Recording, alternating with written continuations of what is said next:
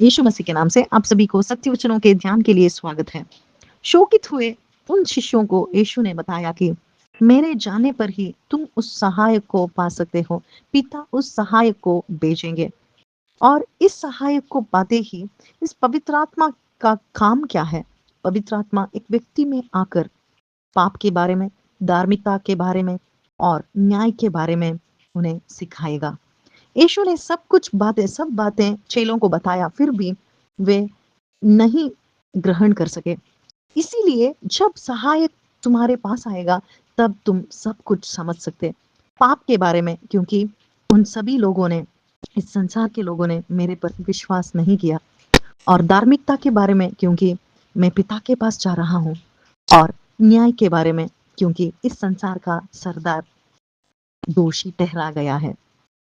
ये सभी एक मनुष्य को जानने की सख्त ज़रूरत है, क्योंकि इस संसार में पाप भरा है और पाप के बारे में जानने से ही हम पाप से विमुक्त होकर यीशु से विश्वास कर सकते हैं, क्योंकि यीशु मेरे बदले, यह जानकर यीशु पे विश्वास रखने पर ही हम सभी उस धार्मिकता में प्रवेश कर सकते हैं। यीशु से इस धार्मिकता हम पा सकते हैं, राइचियसनेस हम पा सकते हैं। इस धार्मिकता के कारण ही यीशु पिता के पास गए हैं, क्योंकि कोई भी पिता के पास नहीं जा सकता, क्योंकि यीशु ही धार्मिक है। और इसी के कारण हम सभी इस पवित्र आत्मा के कारण हम भी उसके साथ रह सकते हैं। ऐसा विचार पवित्र आत्मा हमें सिखाएगा। और न्याय के बारे में, क्योंकि यीशु फिर से लौटेंगे और न्याय करेंगे। इस संसार के सरदार को वह दोषी ठहराएगा और उसका विनाश होगा। नरक में, उस विनाश में, विनाश कूप में वह जाएगा। ऐसा विचार हम सभी को सिखाने वाला पवित्र आत्मा ही है। और इसी आशा में यीशु हमें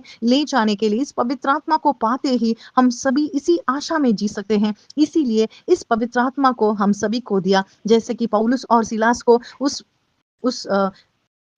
उस कोठरी में डाला, फिर भी उन्होंने यीशु के लिए, यीशु के बारे में ही सोचा।